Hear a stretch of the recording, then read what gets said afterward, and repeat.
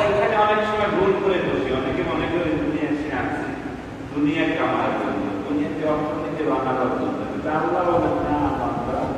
আমি আল্লাহ তোমাকে বানাইছি এই দুনিয়া থেকে আখিরাত পাওয়ার জন্য। ঠিক না? আর এই দুনিয়া থেকে আখিরাত যে যত বেশি নিতে পারে তার দাম আখিরাতের তত বেশি বাড়বে।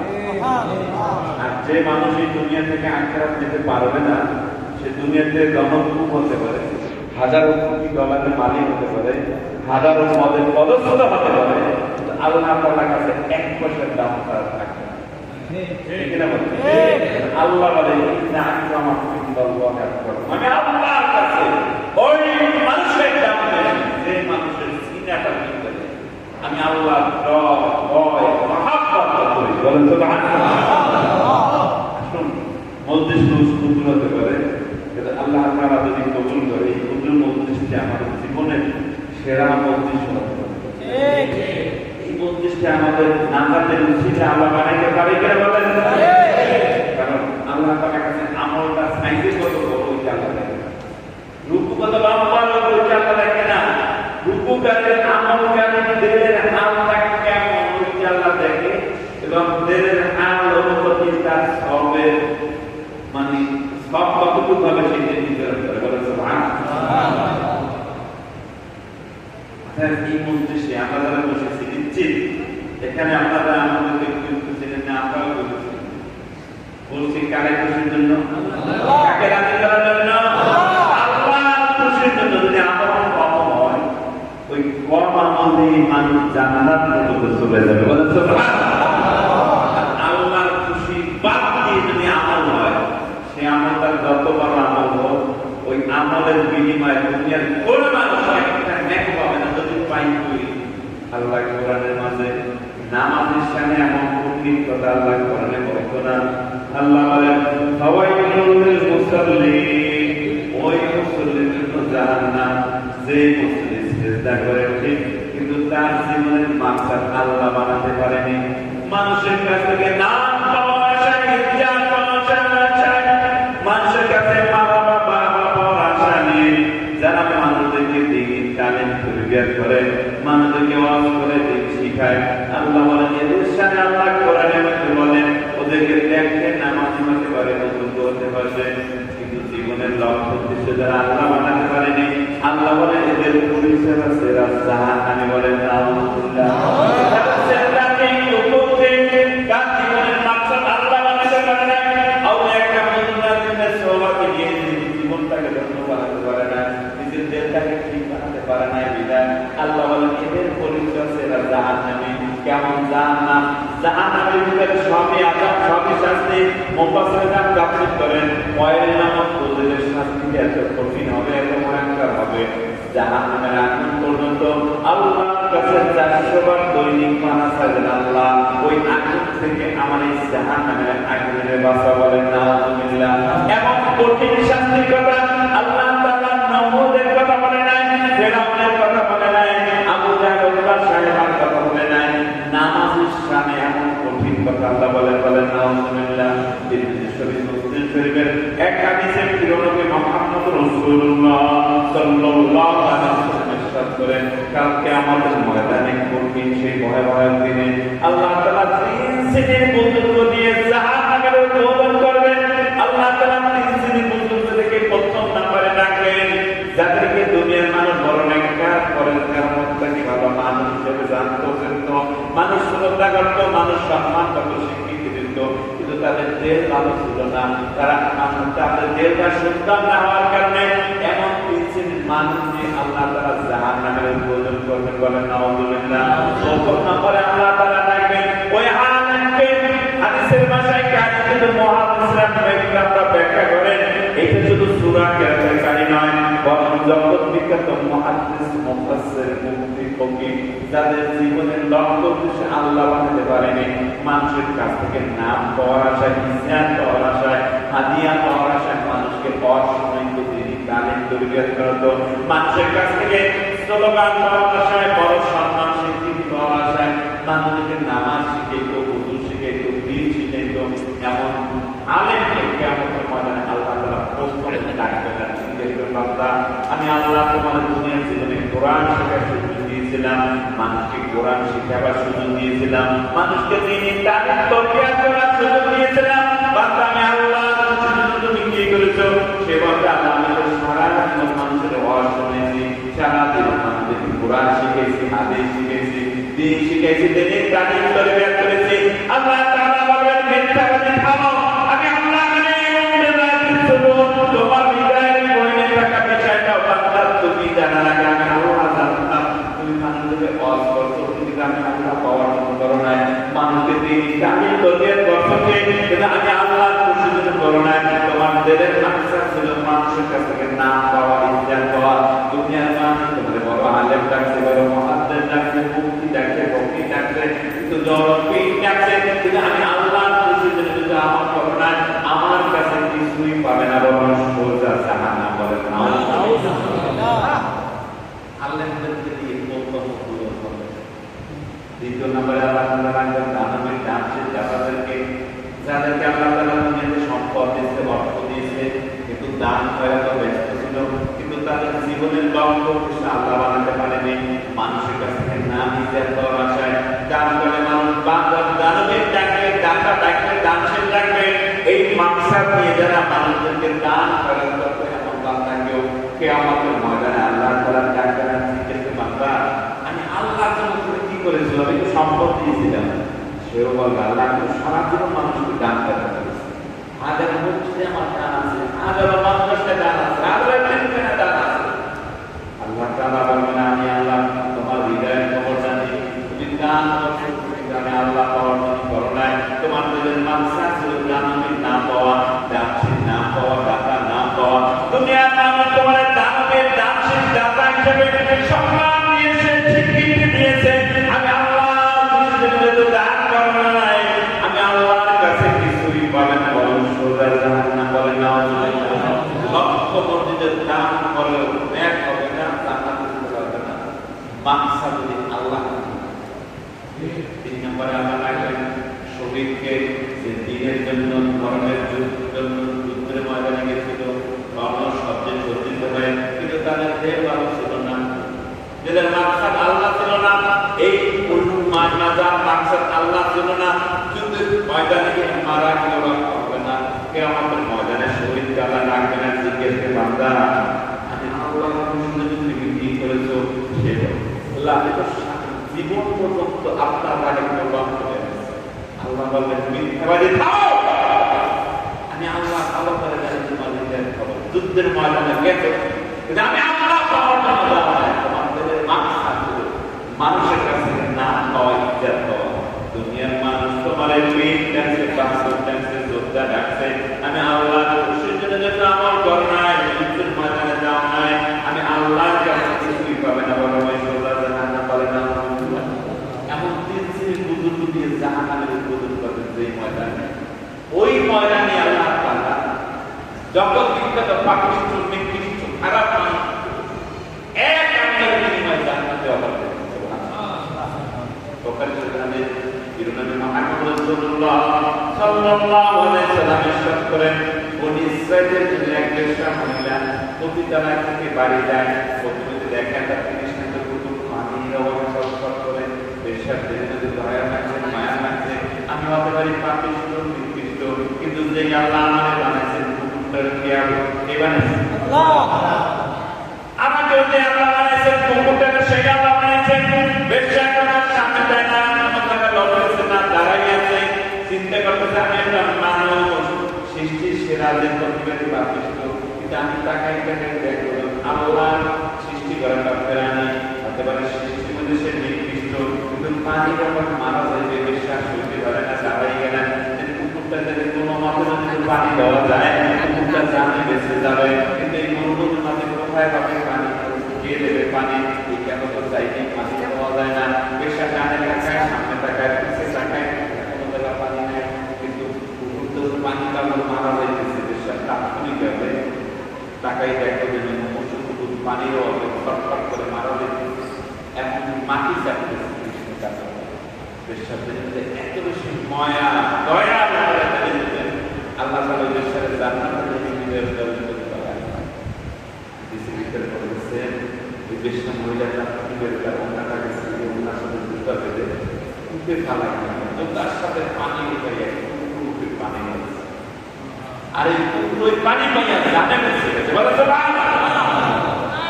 তোমার দৌড় নেয় না, কারণ অনেকে চিন্তা করে দিলেন পুত্র আমার উদ্দেশ্যে আমার অপরাধী করছে উত্তরে পানি করেছে কেমন আল্লাহর হাবিব নবী মুহাম্মদ রাসূলুল্লাহ সাল্লাল্লাহু আলাইহি ওয়াসাল্লাম আমাদের ফজিলত নবী ঘোষণা দিলেন আল্লাহর কাছে আমাকে এত বেশি পছন্দ হয়ে গেল ওই বেশটা तमाम জিন্দেগি পাকের চাইতে এই আমলটা আল্লাহর কাছে পছন্দ হইয়া तमाम জিন্দেগি পাকের চাইতে বাড়ি হইয়া এক আমাদের জান্নাতের ফয়সালা দিয়েছে কে আল্লাহ এক আমাদের জান্নাতের ফয়সালা মুহাদ্দিসের ব্যাখ্যাটা জান্নাত যত সস্তা নাকি যে বেশা মতন অপরাধী উপরের মতন নিকৃষ্ট প্রাণীদের পানি পড়িয়ে জান্নাত মুহাদ্দিসের ব্যাখ্যাটা বিষয়টা তা নয় বেশা মহিলা যখন আমলটা করে ও জানতো আমলের কারণে তার মানুষ কেন ধন্যবাদ দেবে না সাহেব থাকবে না বন্ধু থাকবে না তার বেশা নামটাও বলবে না বেশা মহিলা আমলটা কারে কিছু করছে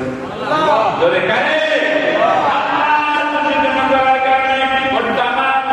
পাপের চাইতে পুত্র আমলটা বাড়ি হইতে হইতে তামাম জিন্দেগি পাপের চাইতে বাড়ি হইয়া এক আমাকে জান্নাতের ফয়সালা করেছে বলে সুবহানাল্লাহ নবী মুহাম্মদ সাল্লাল্লাহু আলাইহি ওয়াসাল্লাম ঘোষণা দেন ইন্নাল্লাহ লা ইয়াজলিমু সুবহানাহু ওয়া তাআলা আল্লাহ তাআলা বান্দার সুবহান দেখে না সম্পদ দেখে না কারণ বান্দার সুবহান কালা আনওয়ালা বানাবার মালিককে আল্লাহ সম্পদ কোরআন বেশি দেওয়ার মালিককে আল্লাহ সুবহান দেখে না সম্পদ দেখে না আল্লাহ কি দেখে প্রশ্ন আসে আল্লাহর হাবিব নবী মুহাম্মদ রাসূলুল্লাহ সাল্লাল্লাহু আলাইহি ওয়াসাল্লাম বলেন ওয়ালা ইয়াকুলা কুলুবুকুম আমালিকুম আল্লাহ তাআলা বান্দার দিলের দিকে তাকায় আমলের দিকে তাকায় থাকে বলে সুবহানাল্লাহ যাদের যত তার আমলের সব কত বেশি যাদের যত ভালো তার আমলের পাওয়ার কত বেশি এজন্য আল্লাহ নবী মুহাম্মদ রাসূলুল্লাহ সাল্লাল্লাহু আলাইহি ওয়াসাল্লাম একটা আমলের কথা বলতে বলেন এই আমলটা করলে 10 দিন আবার বলে না এই আমলে 100 দিন আবার বলে না এই আমলে 700 দিন পাঠ থেকে অনেক বেশি হয়ে যাবে দুনিয়ার কোনো ব্যবসায়ী হিসেবে বলবে না মুহাদ্দিস মানে যারা মুনকারে হাদিস নবীর সমালোচনা নবীর দুশমন কাফের মুশরিক বেঈমানরা বলে নবীর মাথাখারা বলে না এক আমল সব 10 160 জন করে 10 থেকে 11 হবে 12 হবে 13 হবে 14 হবে 15 হবে আবার 100 থেকে 101 হবে 102 হবে 103 হবে 104 হবে সেইগুলো আমাদের আল্লাহ নবী বলতেছেন একই আমল সব 10 আবার 100 আবার 100 কেমন কথা মুহাদ্দিস ব্যাখ্যা দেন মাথা কোদে চাইতে আল্লাহ পয়গম্বর রাহমাতুল আলামিন নবী মুহাম্মদ রাসূলুল্লাহ সাল্লাল্লাহু আলাইহি ওয়াসাল্লাম যে কথা বলেন কথা নবীর টেকনিক বান্দাদের যেমন তার আমলের সবল তেমন বলে সুবহানাল্লাহ এটা যেমন তার সুবহানাল্লাহ টেস্ট সুবহানাল্লাহ এই হাদিস থেকে বলতে যায় আমাদের সুবহানাল্লাহ সবল সমান না ঠিক না আমার সবল আমার মধ্যে এই মধ্যে ইমাম সাহেব সব আরো বেশি হতে পারে মতানের সব আরো বেশি হতে পারে কারণ এটা নির্ভর করে কোন বিরূপে মানুষের পরিবর্তনের কারণে দেহের পরিবর্তনের কারণে আমলের সব বাড়ে একই চেষ্টা আপনি যেতেছেন আমি যেতেছি কিন্তু সবাই চেষ্টা সব আমি সবার সবার সমান সব আমাদের যেভাবে স্থানের পরিবর্তনে মানুষের আমলের সবের পার্থক্য হবে আমরা এই মধ্যে যারা মাগরিবের নামাজ পড়ি আমরা সব পেয়েছি এই মাগরিবের নামাজ যারা খানায় কাবার সঙ্গে সামনে আসতে মাগরিব যারা পড়বে তাদের সব কি এক হবে না বেশি হবে কত বেশি হবে আল্লাহ নবী বলে ওই জায়গার সিজদাতে যে সবটা হবে এক শর্ত বলে একই সিজদা নবীর ভিন্ন মর্যাদার ভিন্ন সব দাঁড়ায় যে 95 একই সিজদা যারা নবীর মসজিদে নববীতে দেবে তারা আপনার আমার সিজদা করতে 50,000 সব অনুভবে দিনের পরিবর্তন আমাদের সব বাড়ে রাতের পরিবর্তন আমাদের সব বাড়ে আজকে রাত্রে যে বাড়া লাইলাতুল কদরের রাত সমান, কোনো পার্থক্য একই রাত, কিন্তু সংখ্যা একটু সমান। আসুন দুই বছর থেকে আমরা কেটে নিয়ে করতে পারি, বিশেষ করে শেষ থেকে ডাক আসবে, দুনিয়া থাকতেই হবে, দেখতে পাচ্ছি দুনিয়াতে কাউকে রাখবে না, রাখবে না। এই দুনিয়াতে হাজার মানুষ আছে, তো আল্লাহ মন্দির সত্যি আল্লাহ রহমাতুল আলামিন কি আল্লাহ রাখবে না, তাহলে আপনার আমার এটা নিশ্চিত দেখি না বলে আজকে কালাম থাকতেই হবে।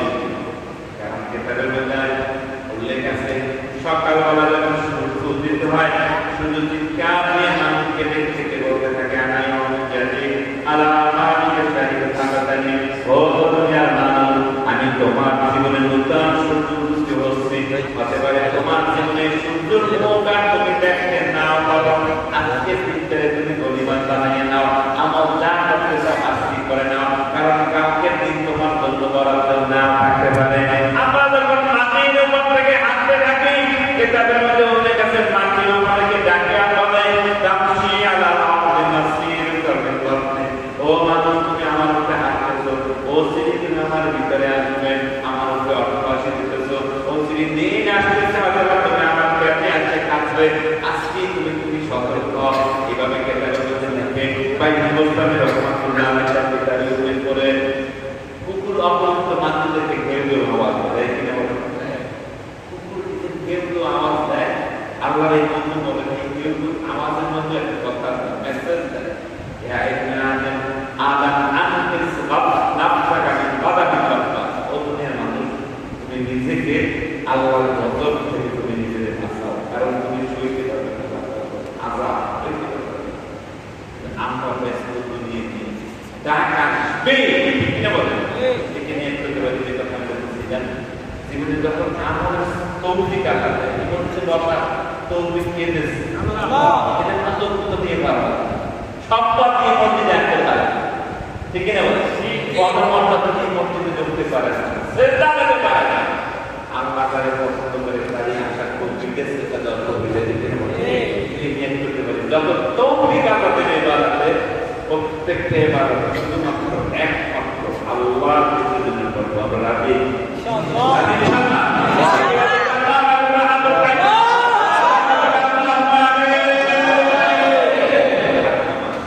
দুনিয়ার মানুষকে আল্লাহ ইবাদত শিখাবার জন্য, আখিরাত করার জন্য, মরার পরের যে জীবন আছে, যে জীবনের শুরু আছে আর শেষ নাই, দুনিয়ার জীবনে কেউ যদি ব্যর্থ হয় তার সফল হওয়ার সুযোগ আছে, কিন্তু মরার পরের জীবন যেটা আসল জীবন, মৃত্যু দ্বারা যে জীবন শুরু হবে, ওই জীবনে কেউ যদি ব্যর্থ হয়ে যায়, একবার ফেল করে বসে আর তার কাজ করার সুযোগ নাই, ওই জীবনের সফলতার জন্য, ওই জীবনে কারা জান্নাত পাবে, ওই জীবনে কারা আল্লাহর পথ পাবে, এই কথা বোঝানোর জন্য এই ধরায় আল্লাহ তাআলা 1,40,000 নবী রাসূলকে দুনিয়াতে পাঠাইছেন। আপনি আমি যারা এখানে বসা আছি, আমরা কিন্তু কোন নবী রাসূলকে দেখতে পারি নাই, কারণ আমাদের নবী শেষ নবী, শেষ নবী খাতামুল আম্বিয়া, যাকে আল্লাহ তাআলা কোরআনে ঘোষণা দিলেন শেষ নবী, শেষ নবী, কিয়ামত পর্যন্ত দুনিয়াতে আমি নবী পাঠাবো না, শুধু মানুষের দুনিয়াতে আসবে, মানুষকে যারা ঈমান শিখাবে, মানুষকে যারা জান্নাতের কথা বলবে, পরকালে শান্তির কথা বলবে। নবী নবী মুহাম্মদ রাসূলুল্লাহ সাল্লাল্লাহু আলাইহি ওয়াসাল্লাম ইরশাদ করেন, আল উলামা ওয়ারাসাতুল আম্বিয়া, কিয়ামত পর্যন্ত এক শ্রেণীর হক্কানি রব্বানি আলেমী ধরায় থাকবেন, যারা মানুষকে আখিরাত বুঝাবে, শান্তির কথা বলবে, আল্লাহর পথ দেখাবে, সুবহানাল্লাহ। আমরা নবী পাই নাই, নবীর সাহাবা পাই নাই, কিন্তু কোন না কোন হক্কানি আলেম ওলামা দামি তরবিয়াত মেহনত তাদের দাওয়াত করতে আমরা মসজিদে উঠছি, ঠিক কিনা বলেন? হ্যাঁ, কোন হক্কানি আলেমকে ছোট করে দেখা সুযোগ নেই, মানে ওলামাদের খেদমতের কারণে আমরা এখনো মসজিদে, ঠিক কিনা বলেন? এই পীর মাশায়েখের খেদমতের কারণে আমরা মসজিদে, এই বা ইমাম সাহেবের বাড়ির শীত দর্শক কত দূরে, সেখান থেকে পরে আসে গাজীপুরের এই মসজিদে আল্লাহ চারে, এখানে প্রায় 4 লক্ষ মসজিদ আছে আমাদের। এই ওলামাদের এই মেহনত, এই ত্যাগ, এই কোরবানি, এই হক্কানি পীর মাশায়েখদের দানি তরবিয়ত তাওয়াজ্জুর কারণে আপনি মসজিদে, যেন কোনো হক্কানি আলেম, কোনো হক্কানি পীরকে ছোট করে দেখার সুযোগ নেই, ঠিক না বলেন? 1400 বছর পরেও বলে লা ইলাহা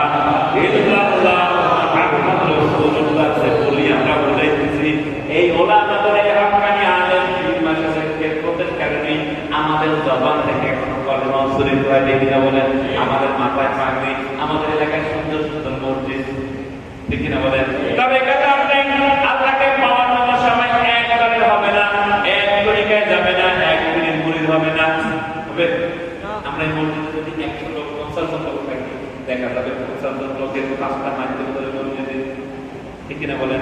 কেউ আপনার 3 মাস আগে তালিমের কারণে মসজিদে, কেউ ইসলামী দলের খেদমত করেন সেই মসজিদে, অথবা কেউ মাদ্রাসা করছেন সেই সুবাদে মসজিদে, অথবা কেউ পারিবারিক সূত্রে মসজিদে, ধার্মিক অনেক পরিবারে আপনার জন্ম সেই সুবাদে মসজিদে, ঠিক কিনা বলেন? তবে আপনি যেই জায়গায় হন, যেই তরিকা হন, যেই সিলসিলার হন, যেই হাক্কানি পীরের মুরিদ হন, আমরা যারা মসজিদে আমাদের সবাই কলেমা এক না ভিন্ন?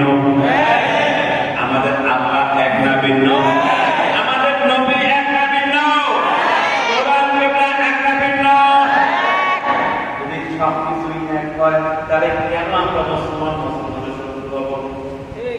আসুন, দুনিয়াতে সোয়া লক্ষ নবী রাসূল দুনিয়াতে মানুষকে হেদায়েতের কথা বলছেন, লক্ষ লক্ষ আউলিয়া ইকরাম দুনিয়াতে দিন তাদের জ্ঞান না, তাদের জানে, তাদের সিস্টেম করে আজকে এই 1400 বছর পর তারা আল্লাহ সারা পৃথিবীতে বাদ দেয়। সবাই এক দলের প্রতি হয়। সাহাবা আলমানদের মতো পার্থক্য কেন্দ্র করে পৃথিবীতে 4টা মাযহাব সৃষ্টি হয়েছে: হানাফি, শাফি, মালিকি, হাম্বলি। পৃথিবীর সকল উলামা ইকরাম ইজমা হয়ে রায় দিলেন সাইদ মাযহাবের 4টি সঠিক হবে একটা আমাদের হিসেবে। পৃথিবীর সকল উলামা ইকরাম ইজমা হয় একমাত্র রায় দিলেন সাইদ মাযহাবের 4টি সঠিক। আল্লাহকে পাওয়ার জন্য হানাফি যাবে ওরাও সঠিক, মালিকি যাবে ওরাও সঠিক, হাম্বলি মাযহাব যাবে সেটাও সঠিক, শাফি মাযহাব যাবে ওটাও সঠিক। বলেন সুবহানাল্লাহ। সাইদ মাযহাবে যখন আমরা আমলের দিকে তাকাই তখন আমরা ভিন্নতা দেখতে পাই। আল্লাহু আকবার বলে আমরা হানাফি মাযহাবের নাবিকে হাত দিই, শাফি মাযহাবের বলতে মালিকি মাযহাবের অনুসারীরা হাত নাবিকে দিতে পারে না। আল্লাহু আকবার বলে হাত সাথে নামাজ আদায় করে। মক্কা মদিনা গেছে, তারপর দেখবেন কেউ নাবির ভিতর মুখে কেউ হাসতে দিতেছে, কেউ জোরে আনে কেউ হাসতে আনে, তারপর কেউ মাথা মারে না, রক্ত ধরে না। কিন্তু 1400 বছর ব্যবধানে আমরা ওই মাঝহাব তরিকে দিয়ে রক্ত ধরাই, মাথা বাড়াই, ঠিক কিনা বলেন? আসুন সেই একটু শুনে আমরা এক দাওয়াত নিয়েছি। মত পার্থক্য যদি ছিল আছে কেমন হবে? সবাই এক মতের হবে। আল্লাহকে পাওয়ার জন্য হানাফি হবে, কেউ শাফি হবে, কেউ হাম্বলি হবে, কেউ মালিকি হবে। আল্লাহকে পাওয়ার জন্য কেউ সিজদার তরিকে যাবে, কেউ কাফের তরিকে যাবে, কেউ নকশবন্দি যাবে, কেউ মুতাজিলা তরিকে যাবে। আল্লাহকে পাওয়ার জন্য কেউ হাক্কানি পীর হবে, কেউ তাবলীগী অনুসারী হবে, কেউ হয়তো ইসলামী দলে হবে। মাকসাদ আল্লাহ হলে দ্বন্দ্ব হবে না, উদ্দেশ্য আল্লাহ হবে। মুসলমান দেখতে নিজের মধ্যে প্রাণ লাগবে যে আমার নবীর উপর, বলেন সুবহানাল্লাহ, ঠিক কি না? নিজের মধ্যে মহব্বত লাগবে যে আমার মুসলমান ভাই, কলেমার ভাই, ঈমানের ভাই। যেই কলেমা রাখতে বলছেন ওই কলেমারাই আমি নবীর মসজিদে আছি, আপনার সাথে কেন আমার বাস মাসালা থাকতে পারে? আপনার সিস্টেম আমার সিস্টেম আমার, আপনার যেখানে পদ্ধতি আমার পদ্ধতি আমার, দ্বন্দ্ব পাওয়া পারে না। কারণ আল্লাহ যেই কোরআনে নামাজ, মুকামাত, যাকাতের আদেশ দিয়েছেন, ওই কোরআনে আল্লাহ তাআলা तमाम পৃথিবীর মুমিনকে একসাথে ঐক্যবদ্ধ থাকতে আল্লাহ আদেশ দিয়ে কোরআনে আল্লাহ ইরশাদ করেন, ফাতাসিমু বিহাবলিল্লাহি জামিআন ওয়া লা তাফাররাকু। ওই ঈমান আল্লাহর কলেমা দাবিদাররা তোমরা সবাই একসাথে ঐক্যবদ্ধ হয়, আমি আল্লাহর রশি ধরো, আমি আল্লাহর কোরআন ধরো, দ্বীন ধরো, ওয়া লা তাফাররাকু। ঈমানের দাবিদাররা করো, তোমরা মুমিন খারাপ হয় না, আলাদা হয় না, বিচ্ছিন্ন হয় না। যদি তোমরা আলাদা হও, বিচ্ছিন্ন হয়ে যাও, তাহলে জেনে রাখো আল্লাহ কোরআনে আল্লাহ বলে দিলেন, ওয়ালা তানাজাউ ফাতাফরাকু হাত্তা তাবানা হুকুম। ওই ঈমানের কলেমা দাবিদাররা তোমরা যারা কলেমা লা ইলাহা ইল্লাল্লাহ মুহাম্মাদুর রাসূলুল্লাহ বলেছো, যারা আমি আল্লাহ আমার নবী মেরা আখিরাত জানো, তোমরা সবাই একসাথে হও। তোমরা যদি দ্বন্দ্ব বিভাগে লিপ্ত হয়ে পড়ো, তরিকা নিয়ে, সিলসিলা নিয়ে, মাসলাক নিয়ে, মাযহাব নিয়ে, তাহলে জেনে রাখো মরার পরে শুধু শাস্তি নয়, মরার আগে 2 শাস্তি দুনিয়ায় তোমাদের ভোগ করা লাগবে। 1 নম্বর শাস্তি আল্লাহ বলেন ফাতাফরাকু, আমি আল্লাহ তোমাদেরকে দুর্বল বানিয়ে দেব, অসহায় করে দেব। বলেন নাউযুবিল্লাহ। দ্বন্দ্ব বিবাদকে যদি তুমি আমল বানাই না, আল্লাহ বলেন তাহলে তোমাদেরকে দ্বিতীয় এক মহা শাস্তি আসবে। তোমাদের নাম নিশানা অস্তিত্ব আমি আল্লাহ সরায় রাখবো না। বলেন নাউযুবিল্লাহ। আল্লাহ বলেন তুমি দ্বন্দ্ব করে দিতে পারো, তাহলে জেনে রাখো দুইটা কত আসবে। এটা দুনিয়া থেকে তোমাদের বলতে হবে। 1 নম্বর দুর্বল করে দেবো, 2 নম্বর তোমাদের নাম নিশানা অস্তিত্ব আমি আল্লাহ দুনিয়াতে রাখবো। দেখেন নামাজ আছেন মসজিদের সভাপতি আপনাদের মাদ্রাসার পরিচালক আসেন দেখেন যে স্পেন মুসলমানদের 800 বছর এখানে রাজা খেলাফত ছিল মুসলমানদের কোরআন আইন একটা দেশ 800 বছর এখানে চলছে ওই দেশের মসজিদে এখন আর আল্লাহু আকবারের ধ্বনি বন্ধ মুসলমানের মসজিদে আল্লাহু আকবারের ধ্বনি নাই মুসলমানের মসজিদগুলোকে গোল গোল মকদল সালায় পরিণত করা হয়েছে ওই দেশের মসজিদে কমে না মাদ্রাসা কমে না আলেম কমে না মুসলমানের পারস্পরিক দ্বন্দ্ব আর বিভেদের কারণে আজকে সব কিছু থাকা তাজাকিস্তানের বুখারী ইমাম বুখারী রহমাতুল্লাহ যেখানে তো বাংলাদেশের যে ওলামা সকল তাদের কাছে শোনা ইমাম বুখারীর জন্মস্থানে যে মসজিদ ওই মসজিদটি দেখিয়ে বুখারার শব্দ হাদিস চোখের পানি জড়িয়ে বাংলাদেশের আলেমদের কাছে বলতেছেন দেখেন ভাই ইমাম বুখারীর মসজিদ দাঁড়িয়েছে 85 বছর আজান হয় না আজান যে জায়গায় বসে ইমাম বুখারী রহমাতুল্লাহ আলাইহি মানুষদেরকে হাদিস শোনাতেন তালিম করতেন জায়গাটা করতেন মতলব ছাড়া বেশ শাখানে করা হয়েছে বলেন নাউজুবিল্লাহ মুসলমানদের এই দ্বন্দ্ব বিবাদের কারণে সারা পৃথিবীতে মুসলমানের নাম নিশানা উচ্চতা উত্তম হয়ে গেছে সারা পৃথিবীতে তাকে আমরা দেখি যেখানে রক্ত যেখানে মানুষ সেখানে যেখানে আমরা সেখানে এই পৃথিবীর জমিনে অন্যান্য জাতি অন্যান্য ধর্মের মসজিদের রক্ত পৃথিবীতে লাল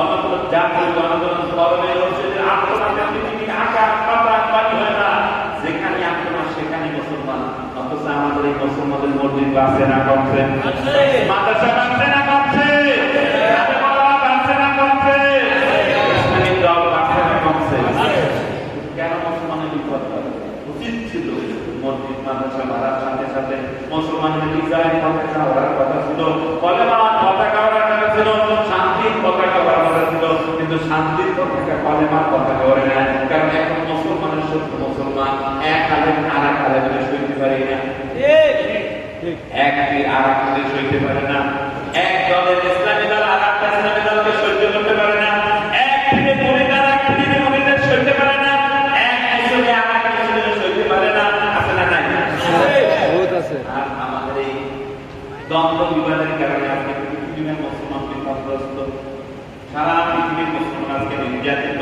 নিষ্পেষিত নিপীড়িত লাঞ্ছিত বঞ্চিত আমাদের দ্বন্দ্ব বিবাদের কারণে কারণ আমরা পৃথিবীর মুসলমান যদি এক হয়ে যায় তাহলে পৃথিবীর কোনো বেঈমানের ক্ষমতা নাই মুসলমানের সামনে আনবো ঠিক না বলে আমাদের এই দ্বন্দ্ব বিবাদকে যারা কাজে লাগে আজকে সারা পৃথিবীর মুসলমানের বিপদে ফেলে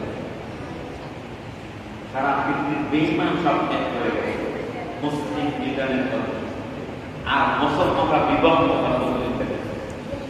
বাংলাদেশের ওলামা কেরামরা জয়ী করেছেন কয় পার্সেন্ট মুসলমান মসজিদের মধ্যে চেষ্টা করে ওলামা কেরাম জয়ী করে বললেন বাংলাদেশের যত দিনই খেদমত আছে সরকারি 3 মাসের খেদমত তাবলীগ জামাতের খেদমত ইসলামী দলের খেদমত মাদ্রাসার খেদমত এই সব খেদমত যেটা আছে 10% মুসলমান মসজিদে হলে 90% এখন আসে তারা কি বলেন খেদমত যদি আরো 10 বাড়ে আপনি 3 মাসের খেদমত আরো 10 বৃদ্ধি পায় মুরিদে আরো 10 গুণ বাড়ে তাবলীগের ইস্তেমায় আরো 10 গুণ বাড়ে তারপর 100 বছর মুসলমান নামাজ পড়ে কিন্তু যত দিন যাচ্ছে খেদমত বাড়ে ঠিক খেদমতের চাইতে খেদমতের দ্বন্দ্ব যুদ্ধ আজকে 1400 বছর ব্যবধানে আমরা দেখছি মাঝাবে মাঝাবে যুদ্ধ তরিকায় যুদ্ধ পিড়ে যুদ্ধ আমি অনেক সময় বলি এখন মুসলমান এই জমি থেকে বিদায় করার জন্য নাস্তিক মুদ্রা 3 দিন আসার প্রয়োজন নাই আমরা মুসলমানরাই মুসলমানের এমন শক্তি হয়ে গেছি মুসলমান বিদায়ের জন্য যথেষ্ট হয়ে গেছি যা বাস্তব আমাদের দেশও আছে মসজিদের মধ্যেও রক্ত এই মুসলমান চড়াইছে বিশাল নামাজ পড়ছে প্রত্যেকে দেখেছে ওখানে 2 গুরুর মসজিদ রক্ত কার রক্ত আসুন সেই এক বছর সময় আমরা একটা আবার নিয়ে আপনাদের কাছে এসেছি আমরা যে প্রতিষ্ঠান থেকে আসছি ওই প্রতিষ্ঠান থেকে পরিত্যাগ মানে প্রতিষ্ঠানকে আমাদের গায়ে ফজল রহমতুল্লাহ সারা জীবন মুসলমানদেরকে দাওয়াত দেয় হাল করার কারামত থাকা সত্ত্বেও মুসলমানদের অধিকাংশ জীবনটা অপেক্ষা করেছেন। 1997 সালে বাংলাদেশের খ্যাতনামা আলেম ওলামা পীর মাশায়েখ প্রত্যেকের কাছে কাছে গিয়ে গায়েব কেবলার রহমতুল্লাহ দাওয়াত করলেন। উদ্দেশ্য কি আমাদের আল্লাহ হয়, ওই আল্লাহকে পাওয়ার জন্য মাসলাকের ভিন্নতা হতে পারে, মাসলাকের ভিন্নতা হতে পারে, পীর ভিন্ন হতে পারে, তরিকা ভিন্ন হতে পারে, দল ভিন্ন হতে পারে, কিন্তু উদ্দেশ্য যদি আল্লাহ হয় তাহলে আমরা একসাথে এখানে বসতে পারবো না। আস্তে ডাকি আর জোরে ডাকি, ডাকি কারে আল্লাহ। আস্তে ডাকি আর জোরে ডাকি আমরা একসাথে এখানে বসতে পারবো না। হুজুর দাওয়াত দিলেন, বাংলাদেশের খ্যাতনামা আলেম ওলামা পীর মাশায়েখ অধিকাংশ সেই মজলিসে উপস্থিত হলেন। বাংলাদেশের প্রখ্যাত পীর জমানায় আল্লাহ কুতুব সৈয়দ কুতুবুর রহমাতুল্লাহ উপস্থিত, বাইতুল মুকাররমের খতিব কারি ওবায়দুল্লাহ সাহেব রহমাতুল্লাহ উপস্থিত, এভাবে করে বাংলাদেশের মাসিক মদিনার কর্মায় যিনি সম্পাদক মহিউদ্দিন খান সাহেব রহমাতুল্লাহ সহ বাংলাদেশের খ্যাতনামা আলেম ওলামা পীর মাশায়েখ অনেকে চাপা বলা হুজুর আপনি বয়োজ্যেষ্ঠ মুরব্বী ডাকছেন এই কারণে আসছি, আমাদের মাঝে তো আলাদা দ্বন্দ্ব দিবে, তরিকার ভিন্নতা, সিলসিলার ভিন্নতা, মাসলাকের ভিন্নতা, মাযহাবের ভিন্নতা, কেউ জোরে আমি কেউ আস্তে আমি, এর মাঝে কি ঐক্য সম্ভব? শাহেদ সাহেব আমাকে বলেন কেন ঐক্য সম্ভব না? এটা তো আমার বুঝে আসে না, এটা তো আমি আজিজুর রহমান কায়েদের কোনো ব্যক্তিগত কর্মসূচি নয়। যেই কারণে আল্লাহ তাআলা নামাজ, রোজা, হজ, যাকাতের আদেশ করেছেন, ওই কোরআনই আল্লাহ তাআলা তামাম পৃথিবীর মুসলমানের একসাথে ঐক্যবদ্ধ থাকতে আদেশ দিয়েছেন। আপনারা ঐক্যবদ্ধ হন না হন, আমি আজিজুর রহমান কায়েদ মরণ পর্যন্ত দেখে দেবো। আলেম সাহেবরা, ও ইমাম সাহেবরা, ও খতিব সাহেবরা, ও পীর সাহেবরা, তোমরা ঐক্যবদ্ধ হও, একসাথে হও। মুসলমান একসাথে না হলে মুসলমানদের অস্তিত্ব পৃথিবীতে থাকবে না, টিকবে না।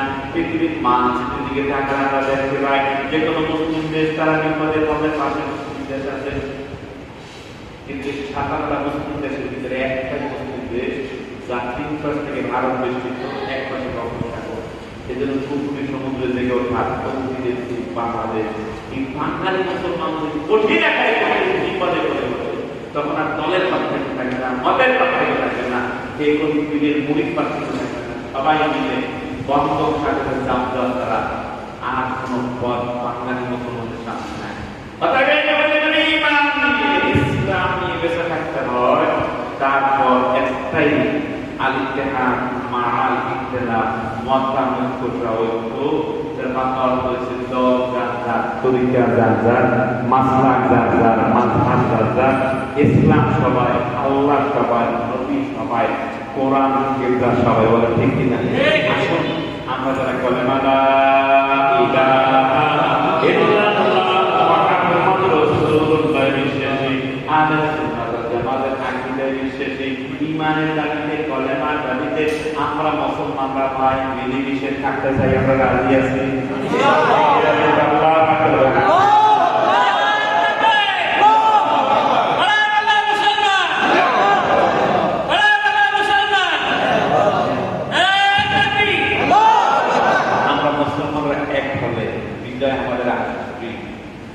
আল্লাহর দেওয়া ঘোষণা, ওয়ালা তাহিনু ওয়ালা তাহজানু ওয়া আনতুমুল আ'লাউনা ইন কুনতুম মুমিনিন।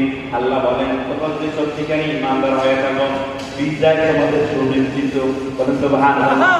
আমরা পৃথিবীতে দেখি মুসলমানরা সবচেয়ে বিপদ, অথচ আল্লাহ বলেন আমরা বিজয়, আমাদের বিজয় সুনিশ্চিত। আসুন তাহলে আমরা ঈমানের দাবি পূরণ করতে পারি নি। আসুন সেই কঠিন সময় আপনাকে বলবো, ভাই আপনি আল্লাহকে পাওয়ার জন্য যে দলে আছেন থাকেন, যে তরিকে দলে থাকেন, যেই হকানে তিনি পরিবেশে থাকেন, আপনাকে আমি পীর পাল্টাতে পারবো না, দল পাল্টাতে পারবো না, কিন্তু ঈমানের দাবিতে, কলেমার দাবিতে আমরা মুসলমানের সাথে শত্রুতা করবো না, আমরা নিয়ত করতে পারি ইনশাআল্লাহ। আরে ইনশাআল্লাহ আমরা মুসলমান মসজিদে যারা আছে, পৃথিবীর মধ্যে সবচেয়ে ভালো মানুষগুলো মসজিদে ঢোকে, ঠিক কিনা? 10% মুসলমান মসজিদে আছে, 90% মুসলমান মসজিদের বাইরে। আমাদের সবার দায়িত্ব মসজিদে আর 90% দাওয়াত দিয়ে আনার দায়িত্ব আমাদের, ঠিক কিনা? সেই দায়িত্ব আমরা পালন করি না, বরং আমরা মসজিদে 100 দল লাভ করি, তরিকা লাভ করি। আমি আজকে আসছি বুঝি আমার দলের লোক কজন আছে, আমার পীরের মুরিদ কজন আছে, আমার তরিকার মধ্যে আছে কজন। আমরা যখন মসজিদকেও বানাইছি 10 জন মাস্টার, তখনই কবরটা করি সরকার হয়ে গেছে। আসুন সেই কঠিন সময় আমরা দেখে নিয়ে করতে পারি। আমরা তাদের ঈমানের দাবি করতেছি, আমরা তারা আল্লাহকে মানি, নবীকে মানি, আমরা আল্লাহ এবং নবী যারা মানি, আমরা সবাই মুসলমান। কারণ আল্লাহ কোরআনে বলেন, ইন্নামাল মুমিনুনা ইখওয়াতুন, ঈমানের দাবি যারা করো, কালেমার দাবি যারা করো, আমি আল্লাহ যারা মানো, নবী যারা মানো, তোমরা সবাই একজন আরেকজনের ভাই। বলেন সুবহানাল্লাহ। কোরআনের আয়াত মুফাসসিররা তাফসীর করেন, আমরা স্বাস্থ্য ভাইও ভাই বলি, খালাতো ভাইও ভাই বলি, ফুফাতো ভাইও ভাই বলি না। আল্লাহ বলেন মুমিন মুমিনের ভাই, কি স্বাস্থ্য ভাই না, খালাতো ভাই না, ফুফাতো ভাই? মুফাসসিররা এক মাত্রায় রায় দিলেন, এইখানে একমাত্র এক আল্লাহ তাআলা এক মায়ের পেটের বাইরে বুঝায়। বলেন সুবহানাল্লাহ। জীবনে আপনাদের সাথে দেখা হয় নাই, আর কিয়ামত হবে কিনা তাও জানি না, কিন্তু আপনাদের কাছে আমার পরিবারের পরিচয় নেই, বংশের পরিচয় নেই, এলাকার পরিচয় নেই, কিন্তু বড় পরিচয় আছে, সেটা ঈমানের পরিচয়, কলেমার পরিচয়, আল্লাহর পরিচয়, নবীর পরিচয়। আপনি আমার ভাই বলতে কি না? ঈমানের দাবিতে, কলেমার দাবিতে আমরা ভাই, যেটাকে আল্লাহ নবী প্রিয় নবী মুহাম্মদ রাসূলুল্লাহ সাল্লাল্লাহু আলাইহি ওয়াসাল্লাম স্পষ্ট ঘোষণা দিলেন, পৃথিবীর সকল কলেমার দাবিদাররা, ঈমানের দাবিদাররা, যারা আল্লাহ মানে, নবী মানে, সবাই যেন একটা দেহের মতো চেষ্টা করলো। আল্লাহ হাবিব প্রিয় নবী মুহাম্মদ রাসূলুল্লাহ সাল্লাল্লাহু আলাইহি ওয়াসাল্লাম বলেন, যদি কোনো মুমিনের মাথায় আঘাত লাগে, ব্যথা শুধু মাথায় থাকবে না, পুরো শরীরে ছড়িয়ে যাবে। অনুরূপভাবে সারা পৃথিবীর মুমিন, কোন প্রান্তে, কোন দেশে, কোন মুসলিম মুমিন কলেমার দাবিদার নবীর উম্মত যদি আক্রান্ত হয়, ব্যথা হয়, ওই ব্যথা অনুভব করবে তাম পৃথিবীর প্রত্যেকটা কলেমাওয়ালা, ঈমানওয়ালা মুসলমান নবীর উম্মতটা। ঠিক কিনা বলেন? 1400 বছর ব্যবধানে ওই ব্যথা এখন আমাদের গায়ে লাগে না, কারণ আপনারা এমন ভাবে বিভক্ত হয়ে গেছে, দলের নামে, তরিকা নামে, সিলসিলা নামে, পীরের মুরিদের নামে আমাদের কাছে এখন দলটা বড় হয়ে গেছে। আপনারা রাগ করেন, আমাদের কাছে এখন দরবার হয়ে গেছে। 1400 বছর ব্যবধানে আজকে আমরা প্রত্যেকে যার যার দল কায়েমের জন্য গেছি, তরিকা কায়েমের জন্য গেছি। আসুন সেই কঠিন সময় আমরা দাওয়াত দিয়েছি, আমরা যারা কলেমা লা ইলাহা ইল্লাল্লাহ মুহাম্মাদুর রাসূলুল্লাহ বিশ্বাসী, আল্লাহকে মানি, নবীকে মানি, নবীর উম্মত দাবি করি, ঈমানের দাবিতে, কলেমার দাবিতে আমরা এক হব। আমরা রাজি ইনশাআল্লাহ। ইনশাআল্লাহ আল্লাহ কবুল করুন। আমিন। সবাই একমতের হবে না, এবং সবাইকে একমতে আনার চেষ্টা করা আমাদের কাছে অন্তত না। হানাফি, শাফি, মালিকি, হাম্বলি যাই মত, কিন্তু প্রত্যেকটা নবীর আংশিক, নবীর পাগল। সুবহানাল্লাহ। কিন্তু আমরা কেন মতের বিরুদ্ধে, আমরা কেন যুদ্ধ করবো, রক্ত কেন করবো? আমাদের এক নবী মুহাম্মদ রাসূলুল্লাহ সাল্লাল্লাহু আলাইহি ওয়াসাল্লাম। ঠিক কি না বলেন? ঈমানের দাবিতে, কলেমার দাবিতে আমরা এক। ছোট ছোট তিনটা পরামর্শ দিই না, আজানের আগে দোয়া করব ইনশাআল্লাহ। ছোট ছোট তিনটা পরামর্শ। প্রথম পরামর্শ, আমরা মুসলমানের বিপক্ষে কঠিন ক্রান্তি যাতে অনেক কিছু করতে পারি আর না পারি, প্রতিদিন একবার হলো আল্লাহর কাছে দোয়া করবেন, আল্লাহ মুসলমান সব এক বানাই দেবে। এই দোয়াটা সবাই করতে পারবেন ইনশাআল্লাহ। পারবেন ইনশাআল্লাহ। দোয়া করবো যে আমরা মুসলমান সব এক বানাই দেবে, কেন মুসলমান এক হলে বিজয় আমাদের আসবে। আমরা বাংলাদেশের মুসলমান কিছু হিসেব করে দেখি, আমরা 4 লক্ষ মসজিদে আমরা বিভক্ত। আমরা এই মসজিদের ইমাম সাহেব যদি এশা নামাজকে ঘোষণা দেয়, আমরা এই বাংলাদেশের মুসলমান দলের ভিন্নতা আছে, তরিকার ভিন্নতা আছে, সিলসিলার ভিন্নতা আছে, পীর ভিন্ন আছে, কিন্তু আল্লাহ এই জমিনে, এই বাংলায় দিন কায়েমের জন্য আমরা সবাই এক। এই ঘোষণা যদি রাত্রে এশার সময় 4 লক্ষ মসজিদ থেকে হয়, তাহলে আপনি মনে করেন আগামীকালকে ফজর হওয়ার আগে এখানে ঘোষণা হবে, এখানে আল্লাহ কোরআনের রাজ কায়েম থাকবে। বিনা রাত্রে, বিনা যুদ্ধে। ঠিক না বলেন? আর আমরা যদি একসাথে ব্যস্ত হই, তাহলে দল কায়েম হবে, দরবার কায়েম হবে, আল্লাহর এই জমিনে দিন কায়েম হবে না। ঠিক না বলেন? সেই কঠিন সময় আল্লাহ আমরা দোয়া করলে আল্লাহ মুসলমান সব এক বানাও। পাবেন ইনশাআল্লাহ। আপনার মুসলমান ভাই সাথে দলে মেনে নেয়, তরিকা মেনে নেয়, সিলসিলা মেনে নেয়, মাসলাকে মেনে নেয়, মাযহাবে মেনে নেয়, জামায় মেনে নেয়, প্রকৃতি মেনে নেয়, কিন্তু ঈমানে তো মেনে নেয়। কলে না যে নবীর উম্মত, আপনি ওই নবীর উম্মত আছেন। অর্থাৎ যার সাথে আমার ঈমানের মিল, নবীর মিল, আল্লাহ মিল, তার সাথে দ্বন্দ্বের শুরুটা আমি করবো না। আমরা নিয়ে করতে পারি দ্বন্দ্বের শুরুটা আমি না, আমি করবো না। আল্লাহ করবো, আল্লাহ মানে পরামর্শ এই পথে বাধা সরকার। শয়তান ভালো করে জানে মুসলমান এক নয় বলে একটা মুসলমানই হবে, যার কারণে মুসলমান যাদের জীবনে এক না হতে পারে, সৃষ্টির শুরু লগ্ন থেকে সেই ইবলিস, মারদুদ, শয়তান আমার কাছে তার দুঃখ কারণ আছে। মানুষের কারণে মানব সৃষ্টিকে কেন্দ্র করে তার কপাল করেছে। জাহান্নাম কি কেন হয়েছে? জান্নাতে সে ছিল আল্লাহ মুকাররাম, কাছে ছিল অনেক। তার 7 আসমানে 7টা দিকে ছিল। কিন্তু এক অপরাধের কারণে জান্নাত থেকে যখন বাইর করে দেয়, জান্নাতের ভিতরে এসে শয়তান চিৎকার করতেন, আল্লাহ লক্ষ বছর ইবাদত করে আমি জান্নাতে থাকতে পারলাম না। ওই জান্নাতে আদম থাকে মাটির তৈরি, সেটাও আমি হবো না, তাতে দেবো না। বলেন নাউযুবিল্লাহ। ওই জান্নাত থেকে আদম আর হাওয়ার আমি বাইর করতেই ছাড়বো এবং জান্নাতে কোনো আদম সন্তানের আসতে দেবো না। কোরআনে আয়াত বানায় আল্লাহ আমাদেরকে সতর্ক করলেন, লা মুসাইয়ান্না লাহুম ফিল আরদি ওয়া লা উযবিয়ান্নাহুম আজমাইন। মানুষ সব তোমরা বানাইয়া জাহান্নামের দুয়ারে নিয়ে সব ছেড়ে দেবো। বলে নাউযুবিল্লাহ। যে শয়তান আল্লাহর কাছে চ্যালেঞ্জ দিয়েছে, ওই শয়তান আছে না মারা গেছে? সবাই বলেন আছে না মারা গেছে? শয়তান শুধু আছে না, শয়তান আল্লাহর কাছে দোয়া শুরু করতে আল্লাহ লক্ষ বছর ইবাদত করে আমি জান্নাতে থাকতে পারবো না। জান্নাতে থাকবে আদম আর আদম সন্তানেরা, কিয়ামতে দেব না। আপনার কাছে প্রার্থনা দেন, আমাকে একটু কিয়ামতের আয়াতটা দিয়ে আমি দেখবো মানুষ কিভাবে জান্নাতে আসে। বলেন নাউযুবিল্লাহ। শয়তান আল্লাহর কাছে দোয়া করছে, আল্লাহ মঞ্জুর করছে। যেই শয়তান ইবলিস আপনার আমার বাবা আদম আলাইহিস সালামের দোয়া দিয়ে জান্নাত থেকে নামাইছে, ওই ইবলিস এখনো জমিনে করে আগে আছে। সোয়া লক্ষ নবী রাসূল দুনিয়া থেকে আসছে গেছে, দেখতে যায় দেখতে যায় না।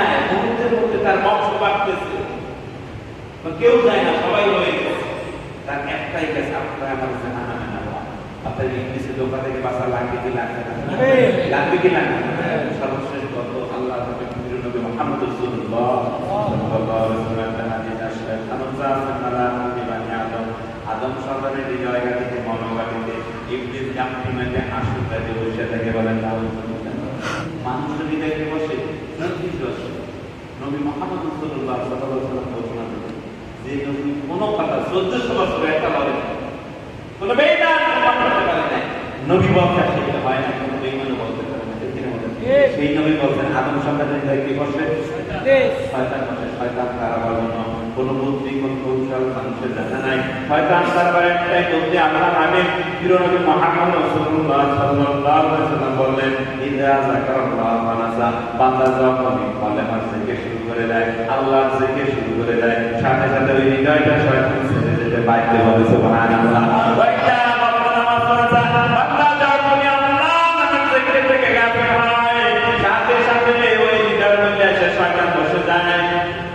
এই হাদিসে স্পষ্ট, বান্দা যতক্ষণ পর্যন্ত জিকির করে ততক্ষণ পর্যন্ত আল্লাহ তার হৃদয়টা শয়তান থেকে মুক্ত থাকে। বান্দা যখন আল্লাহ নামের জিকির থেকে গাফিল হয়, সাথে সাথে হৃদয়ের মধ্যে এসে শয়তান বসে যায়। আর যার হৃদয়ের মধ্যে এসে শয়তান বসে, যার হৃদয়টা শয়তানের গাফিল, ওই হৃদয়ে যত আনন্দ, যত হৃদয় নিয়ে তার মধ্যে বড় একটা আমাদের মানুষের মধ্যে দ্বন্দ্ব লাগানো, বিবাদ লাগানো, ঠিক কিনা বলেন? আসলে শয়তান আমাদের শত্রু না বন্ধু? শত্রু না বন্ধু?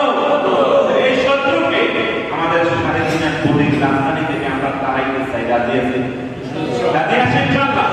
তাই আপনি তরিকা থাকে না তোমার না থাকে, তরিকা মানে না তোমার না মানে। কলেমার থেকে করতে কোনো বাধা আছে? ঈমানের থেকে করতে কোনো বাধা আছে? বেশি বেশি কলেমার থেকে লা ইলাহা ইল্লাল্লাহ, লা ইলাহা ইল্লাল্লাহ, লা ইলাহা ইল্লাল্লাহ, লা ইলাহা ইল্লাল্লাহ, লা ইলাহা ইল্লাল্লাহ, লা ইলাহা ইল্লাল্লাহ, লা ইলাহা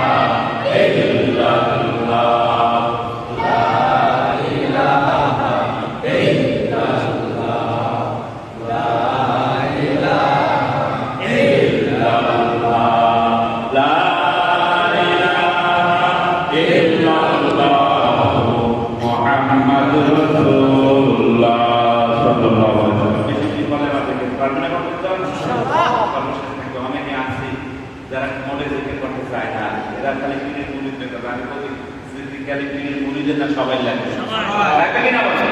আপনি পুরো পীরের মুরিদ হন না, তাই বলে আপনি জিকির থেকে মাফ পাইবেন ঠিক না।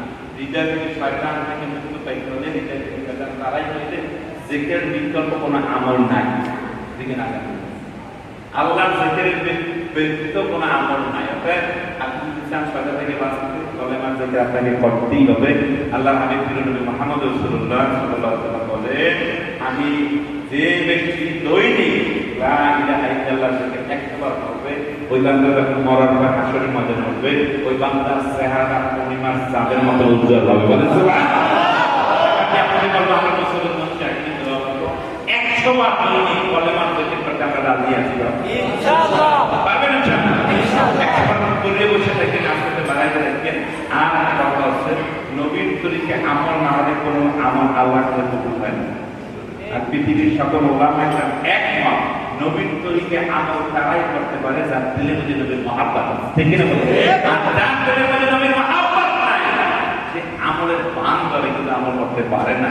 এই জন্য পৃথিবীর ওলামা একরাম সবাই বলে যে যত বেশি নবীর উপর দুরূদ পড়বে তার মধ্যে মতো অত পরিমাণ নবীর মহাব্বত পয়দা হতে থাকবে। বলেন সুবহানাল্লাহ।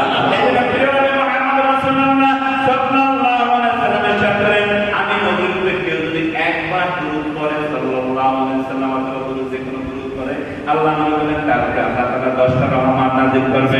কিন্তু কেউ যদি দৈনিক আমি নবীর উপরে 100 দুরূদ পড়ে, 100 বার যদি কেউ আমি নবীর উপরে দুরূদ পড়ে, আল্লাহ নবী বলেন তার আল্লাহ 3টা পুরস্কার দেবেন। 1 নাম্বার পুরস্কার আল্লাহ তাআলা তার নেফাক থেকে মুক্ত বানাই দেবেন। 2 নাম্বার পুরস্কার জাহান্নাম থেকে মুক্তি দিয়ে দেবেন। 3 নাম্বার পুরস্কার আল্লাহ নবী বলেন তাকে আল্লাহ তাআলা শহীদদের সাথে জান্নাতে রাখবেন। সুবহানাল্লাহ। 100 বার দুরূদ পড়লে যদি একটা ফজিলত হয়, ওই ফজিলত আমরা প্রত্যেকে নিতে রাজি আছি না? নাই। বড়দের আপনি বড় দুরূদ করেন, আপনার কাছে যে দুরূদ করার সহজ করব আপনি ওইটাই করেন, আপনি ওইটাই বলেন। পৃথিবীর সকল আলেমরা একমত, সবচেয়ে ছোট দুরূদ হচ্ছে সাল্লাল্লাহু আলাইহি ওয়াসাল্লাম, সাল্লাল্লাহু আলাইহি ওয়াসাল্লাম, সাল্লাল্লাহু আলাইহি ওয়াসাল্লাম। এইভাবে 100 বার দুরূদ আমরা পড়তে পারি না? ইনশাআল্লাহ করতে পারি। 100 বার দুরূদ ইনশাআল্লাহ। 100 বার থেকে 100 বার দুরূদ আমার সাথে নেন ইনশাআল্লাহ। আল্লাহ কবুল করুন। আমিন।